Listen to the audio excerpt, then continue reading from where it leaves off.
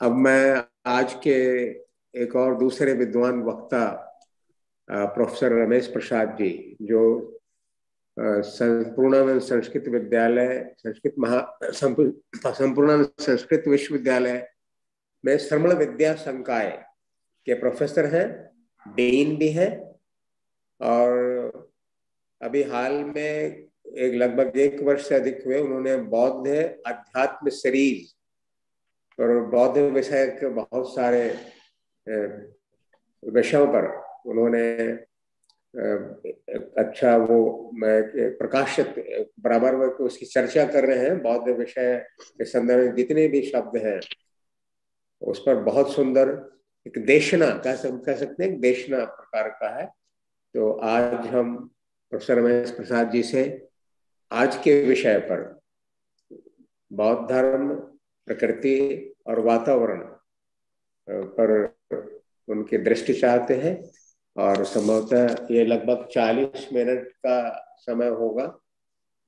ध्यान में रखते हुए हमारे वो प्रकाश विषय पर प्रकाश डालेंगे। प्रोफेसर रमेश प्रसाद जी से धन्यवाद कैलाश जी।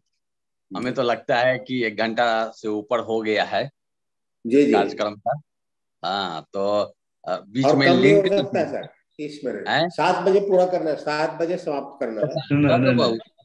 नहीं तो समय है अभी, कोई बात आपके नहीं। बाद रमेश हमारे जी अध्यक्ष बोलेंगे के भाषण देंगे, फिर भंते जी आशीर्वाद ब्लेसिंग्स देंगे। ये है 2 और छोटे छोटे कार्यक्रम। हम ज्यादा नहीं बोलते कैलाश जी।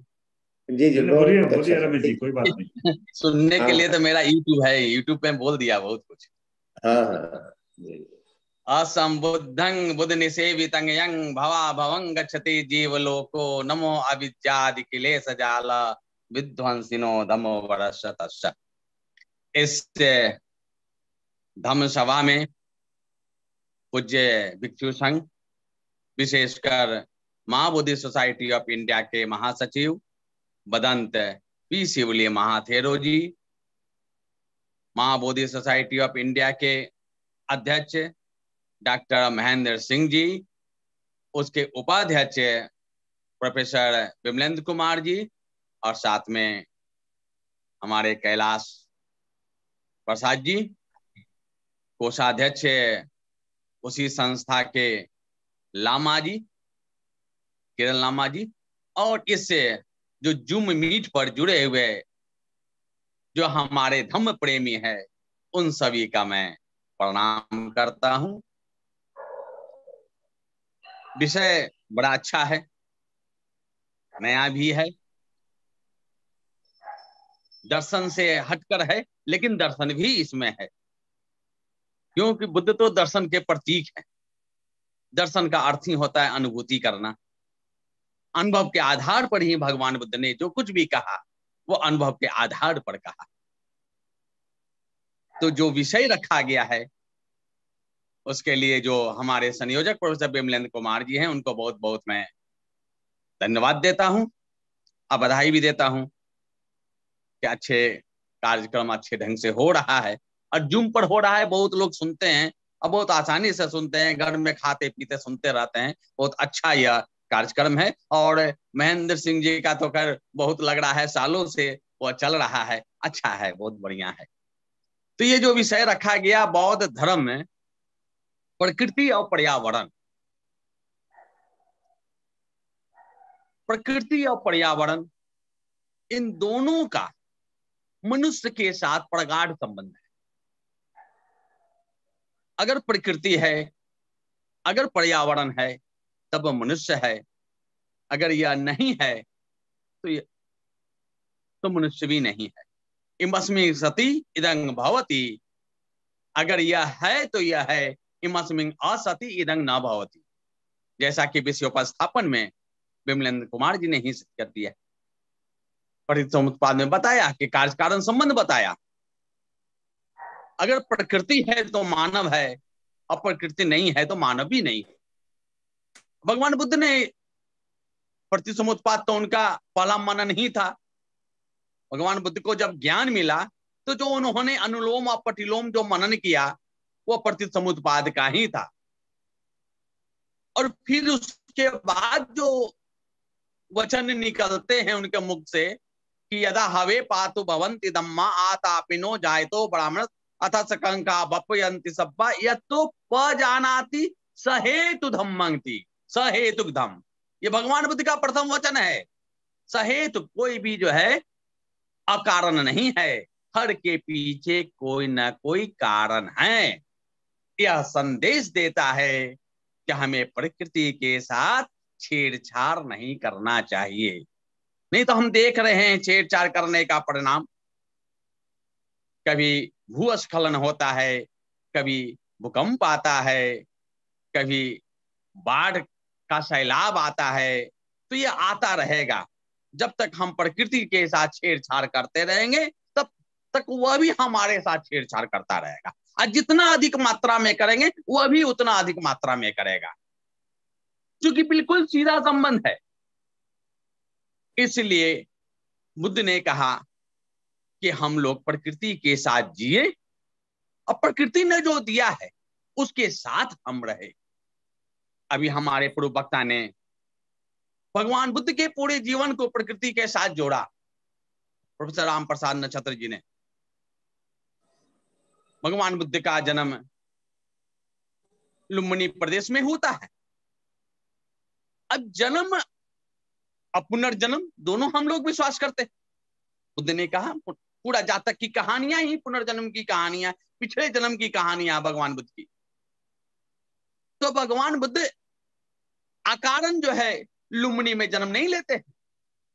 पीछे के जीवन का, उनके पारमिताओं का जो पालन उन्होंने किया था, उस पारमिताओं का फल वह लुम्बिनी वन में वह जन्म लेते हैं, राजा के घर में पैदा लेते हैं, वो उनका कर्म रहा। इसलिए क्योंकि उनको बुद्धत्व की प्राप्ति करनी थी। अगर कोई साधारण व्यक्ति साधारण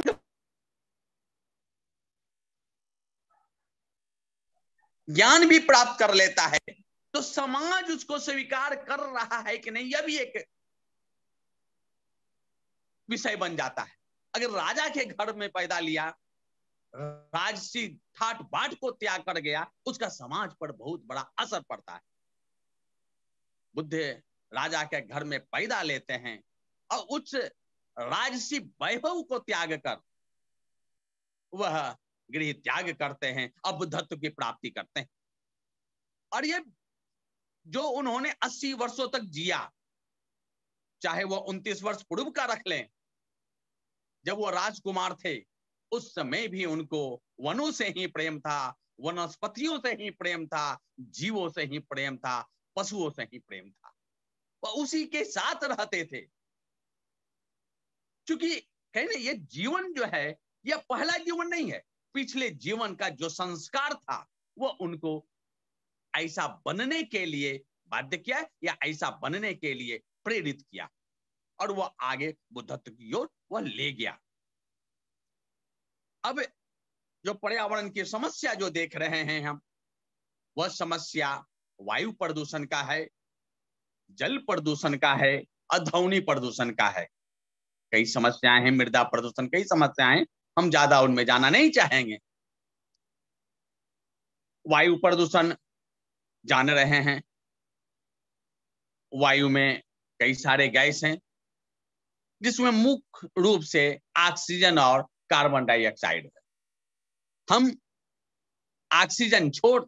ऑक्सीजन लेते हैं और कार्बन डाइऑक्साइड छोड़ते हैं।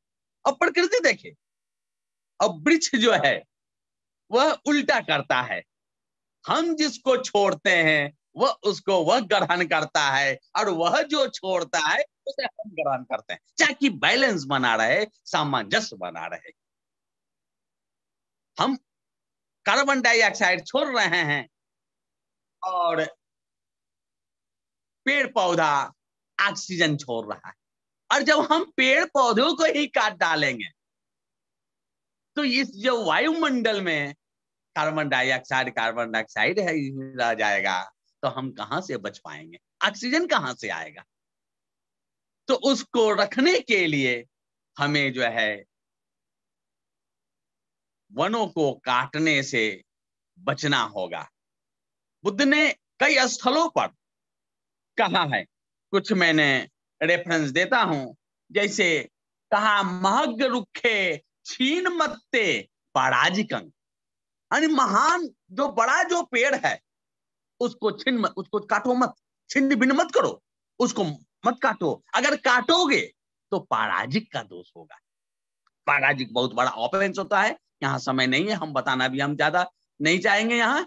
और हम लोग जो जानते हैं, पीपल हो गया, आम का वृक्ष हो गया, तुलसी का वृक्ष हो गया, नीम का वृक्ष हो गया, ये सब बहुत ज्यादा जो है कार्बन ऑक्सीजन छोड़ते हैं। इसलिए अपने घर के आसपास कहा जाता है इन सब वृक्षों को लगाओ। और भगवान बुद्ध ने इसको लगाने के लिए लोगों को प्रेरित किया। अब देखते हैं, कहते हैं कि आराम रोपा वन रोपा ये जना सेतु कारका परपंच उद्पानं च ये ददंती उपसयं तेसंग दिवाच रत्तो च। दिवाचा रच्चो तो दिन में और रात में, दिन भर रात भर सदा पुण्यं पवड्डति, हमेशा जो है पुण्य बढ़ता जाता है। धम्मट्ठा शील संपन्ना ते जना सगगामिनो, वे स्वर्गगामी होते हैं, वे स्वर्ग के अधिकारी होते हैं। कौन? जो शील संपन्न है, धम्मठ धर्म की रक्षा करने वाले हैं। तो कौन शील संपन्न है, कौन धर्मनिष्ठ है? तो वह बताते हैं कि आराम रोपा वन रोपा, यानी जो लोग वृक्ष लगाते हैं, नदियों पर पुल बनाते हैं, यात्रियों के लिए धर्मशाला बनाते हैं, पड़पा बनाकर जल पिलाने की व्यवस्था करते हैं, कुआं खोदवाते हैं, वे शील संपन्न हैं। नहीं देखे, यानी बिल्कुल जो है, यानी आप जो है वृक्षों को लगाएं, एक तरफ करें, दूसरी तरफ करें वृक्षों को न काटें, यानी दोनों ही बातें हैं।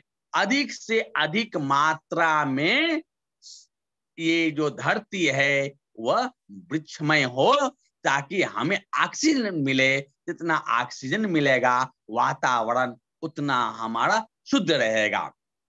अगर आप देखेंगे, पाचितीय कहा गया, भूत गाम पातव्यताए पाचित्यंति, बुद्ध ने कहा है कि तृण वृक्ष आदि जो है नष्ट करना जो है, अगर घास पात भी अगर नष्ट करते हैं वो अभी पाचितीय का दोष है। पाचितीय थोड़ा सा कम दोष है, पराजिक बहुत बड़ा होता है।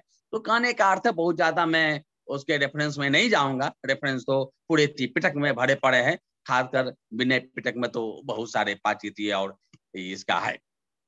तो मेरा कहने का अर्थ ये है कि वृक्ष को जो है, यानी हम जो अभी देखे, अब ये देखे कि बुद्ध ने कहा कि खड़ाऊं जो चप्पल जूता पहनने से मना किया, कहा कि खड़ाऊं जो उस समय तो खड़ाऊं ही चलता था, जो लकड़ी का था, तो लकड़ी का खड़ाऊं बनाने के लिए क्या पेड़ काटना पड़ेगा? पेड़ न कटे, इसलिए भिक्षुओं को कहा गया कि पैदल चलना है, यानी आपको नंगे पैर चलना है, आपको खड़ाऊं नहीं पहनना है। ये बहुत दूर की बात है, यानी पेड़ पौधे जो है न कटे। इसका भगवान बुद्ध ने यह संदेश दिया कि पेड़ पौधे को मत काटो, अगर काटोगे पराजिक का दोष लगेगा, पाचितीय का दोष लगेगा। अगर नहीं कटेगा तो वह हम सब के लिए बड़ा बढ़िया रहेगा और समाज के लिए बढ़िया रहेगा। आगे फिर देखें कि जल प्रदूषण, तो जल प्रदूषण के लिए उन्होंने कहा कि गंदा मत करो। साथ कहा कि उस समय बहुत ज्यादा गंदगी थी भी नहीं, आजकल तो है कि भाई नाला का पानी, जो औद्योगिक क्रांति जो आई है, ये औद्योगिक क्रांति ने हमें बड़ा नुकसान पहुंचाया है। तो औद्योगिक क्रांति से दो बातें हुई है, एक तो वायु प्रदूषण भी किया क्योंकि धुआं निकल रहा है विषैले, और दूसरा जो है वो जल प्रदूषण भी किया क्योंकि उससे जो कचरा निकल रहा है वो नदी में जा रहा है। वो यानी दोनों प्रकार के जो है ये औद्योगिक क्रांति ने जो है वो हमें हानि पहुंचाया है। कहने को तो भाई बहुत सारे आ गए, बहुत सारे हम निर्माण कर रहे हैं, लेकिन वो निर्माण जो है वो हमारे लिए कितने सकारात्मक है और कितना नकारात्मक है, इस पर हमें ध्यान देना होगा। और जब हम ही नहीं रहेंगे, आज देख रहे हैं कि जो अगर बिल्कुल विश्व जो है एकदम युद्ध के कगार पर खड़ा है, लोग ये कह रहा है आज हमें युद्ध नहीं बल्कि बुद्ध चाहिए, ये पूरा संसार बोल रहा है युद्ध नहीं हमें बुद्ध चाहिए, क्योंकि देख रहा है जहां युद्ध की बात आई तो बम विस्फोट होगा ही, और जहां एटम बम गिरा ये दुनिया बचेगा नहीं, ये दुनिया नष्ट हो जाएगा। तो ये जो ये सब औद्योगिक क्रांति क्या धीरे धीरे धीरे धीरे विज्ञान ने वहां तक पहुंच गया है, लेकिन वहां तक पहुंच जैसे एटम बम बनाया है, कर रहा है कि पत्थर को तोड़ रहा है, पहाड़ को तोड़ रहा है, पहाड़ को खोद रहा है, उसके अंदर सुरंग बना रहा है। ये हम प्रकृति के साथ छेड़छाड़ कर रहे हैं। बुद्ध ने कभी भी ये सब चीजों से मना कहा कि प्रकृति के साथ रहने दो, प्रकृति के साथ छेड़छाड़ मत करो। या व्यक्ति का भी जो प्रकृति है, व्यक्ति जो बच्चा जन्म लेता है उसमें राग द्वेष नहीं होता है, लेकिन धीरे धीरे जैसे जैसे बड़ा होता है, आस पड़ोस के लोगों को देखता है तो उसके अंदर राग दोष बढ़ने लगता है, राग द्वेष बढ़ने लगता है, अहंकार बढ़ने लगता है। अहंकार बढ़ने लगता है तो दिखावटी जो बातें होती है, जो आर्थिक रूप से जो हम लोग कर रहे हैं उसका देख करके वो उसके पास एक गाड़ी है तो हमारे पास भी एक गाड़ी हो, उसके पास एक घर है हमारे पास 2 घर हो, जिसकी आवश्यकता नहीं है, आवश्यकता नहीं है, उसके बावजूद भी हम जबरदस्ती कहें उस काम को कर रहे हैं। उससे क्या हो रहा है कि दूसरे तरफ हमारा जो है एक समाज के एक तबका जो है वो पिछड़ रहा है। हम भले हमारा भी क्या है, 2 रोटी खाना है, चावल खाना, सब्जी खाना, क्या खाना है, परिवार को भी क्या करना है, इतना ही करना है, लेकिन हम संतुष्ट नहीं हो रहे हैं। यह हमारी प्रकृति नहीं है। प्रकृति है जब बच्चा छोटा रहता है, देखिए वही असली प्रकृति बच्चा क्यों पकड़े, बच्चा को दूध पिला दिया जाता है, प्रसन्न रहता है, सोया रहता है, पेट भर गया, कम उससे ज्यादा उसको नहीं चाहिए। लेकिन हम जो है पेट भरा है उसके हम आगे बढ़ रहे हैं, अब पता नहीं कितने पुस्तकों के लिए जमा कर रहे हैं। यह जो है बहुत ज्यादा नकारात्मक है। बुद्ध ने इसलिए उन्होंने कहा कि जितना में काम चले उतना ही करो, उससे ज्यादा जो है तुम रखो मत। उन्होंने संचय के लिए उन्होंने नहीं कहा कि ज्यादा तुम संचय करो, इसलिए दान के लिए उन्होंने कहा अगर तुमसे अधिक होता है तो दान की प्रवृत्ति बने। वही दान पारमिता है। प्रथम जो पारमिता में रखा, दान पारमिता इसलिए रखा कि अपने अंदर अहंकार नहीं आने दो। अगर आपके खाने से अधिक बढ़ता है, अगर आपके जो भी सुविधाएं हैं, अगर उन सुविधाओं को पूरा करने के बाद अगर बचता है तो उसे लोगों में बांटे, गरीबों में बांटे, सन्यासियों में बांटे, ताकि जो है वह समाज में एक बैलेंस रह सके और आप में अहंकार का भाव न जग सके। क्योंकि अहंकार जो जगता है वो उसका मूल कारण राग द्वेष ही है। अपने अंदर राग रखे हैं, दूसरे के प्रति द्वेष रखें। द्वेष का मतलब दूसरे को दिखाने की प्रवृत्ति है, हम बहुत बड़ा हैं, हम बहुत बड़ा हैं, केवल यही दिखाना है। गाड़ी अगर हमें कहीं 5 किलोमीटर जाना हो तो छोटी गाड़ी से भी जा सकते हैं, लेकिन बड़ी गाड़ी लेकर जा रहे हैं, हमारा उतना पेट्रोल जा रहा है जो अभी अभी वो भी एक संकट है, वह भी आपके लिए पर्यावरण के लिए खतरा है। हर चीज को हम खोद खोद कर निकाल रहे हैं, तो हमें सस्टेनेबल डेवलपमेंट को भी देखना पड़ेगा। अगली पीढ़ी हमारा क्या खाएगा, अगली पीढ़ी जल क्या पिएगा, अगली पीढ़ी कैसे रहेगी, इस पर भी हमें ध्यान रखना होगा। और अगर हम पुनर्जन्म को विश्वास करते हैं, वो मानना ही पड़ेगा, तो अगली पीढ़ी जो है हम ही तो बनेंगे, मरने के बाद हम ही तो जन्म लेंगे। हम मरे, चाहे वो मनुष्य में जन्म ले या पशु में जन्म ले या पक्षी में जन्म ले, हर के लिए पानी चाहिए, हर के लिए शुद्ध जल चाहिए, हर के लिए शुद्ध हवा चाहिए। तो बुद्ध ने इन सभी बातों उन्होंने कहा कि एकदम जो है जैसा प्रकृति वैसा रहो, अपने ऊपर जो डालते हो वो मलिनता, उसके अंदर मलिनता मत रहने दो। वही अविद्या कहा। तो अविद्या वही है कि जो मलिनता आ गई है, जो दिखाई ही नहीं दे रहा है। अब पानी के ऊपर गंदगी आ जाएगा तो अंदर का पानी कहां से दिखाई देगा। वही आप चल जाए गंगोत्री में, आपका चेहरा दिखता है। वही बनारस में आ जाए, चेहरा क्या थोड़ा सा नीचे हाथ कुछ नहीं दिखाई देता है। तो जो अविद्या का जो हमारे पास राग द्वेष से घिरी हुई जो अविद्या है, जो तृष्णा से घिरी हुई जो अविद्या है, उसके कारण हम खराब काम ही ज्यादा कर रहे हैं। अच्छे काम भी हो रहे हैं, ऐसा नहीं कहा जा रहा है कि अच्छे काम नहीं हो रहे हैं, खराब काम ही ज्यादा हो रहे हैं। तो हमें उनसे जो है खराब से बचना है और अच्छे के लिए जो है प्रयत्न करना है। इसलिए बुद्ध ने कहा सब पापस अकर्णं, जो उनका जो है कहा जाता है कि जो सारांश है बुद्ध धर्म का कि सब पापस अकर्णं कुशलस उपसंपदा सचित प्रयोदपनं एतं बुद्धान शासनं। ये बुद्धों का उपदेश है। क्या उपदेश है? सभी पाप कर्मों को नहीं करो। यानी अगर हम वृक्ष काटते हैं तो वह भी पाप है, अगर हम वायु का प्रदूषण करते हैं वह भी पाप है, जल का प्रदूषण करते हैं वह भी पाप है, ध्वनि प्रदूषण करते हैं वह भी पाप है। तो सभी पाप कर्मों को न करना, केवल अच्छे कर्मों को करना। कुशलस उपसंपदा सचित प्रयोदपनं, या आएगा कैसे कि बुरा न करें और अच्छा ही कर, उसके लिए मन को ट्रेन करना पड़ेगा, मन को शुद्ध रखना पड़ेगा, मन को परिशुद्ध करना पड़ेगा, तभी जो है हम जो है इसको कर सकते हैं। तो अब मन को शुद्ध करने की बात है, मन को हम अच्छा रखें, इसी पर भगवान बुद्ध ने पूरा बल दिया है। जब हमारा मन पवित्र हो जाएगा तो हम सबको अपने में समाहित करना चाहेंगे। अब देखिए ध्वनि प्रदूषण कर रहे हैं, अब ध्वनि प्रदूषण में बड़ा बड़ा देख ही रहे हैं, लाउड स्पीकर आ गया है, क्या क्या आ गया है। अब भगवान बुद्ध जो है एकदम एकांत प्रिय थे, और एकदम एकांत क्या कहें कि लोगों के बीच में भी है लेकिन बिल्कुल शांत चाहते थे। अजात शत्रु को देखे, अजात शत्रु जब राजगृह में जीवक कुमार भृत्य के आम्र वन में जाते हैं, वहां पर 1250 1250 भिक्षु के साथ भगवान बुद्ध बैठे हैं। वहां पर थूकने खांसने की आवाज नहीं आती है और वहां अजात शत्रु भयभीत होता है।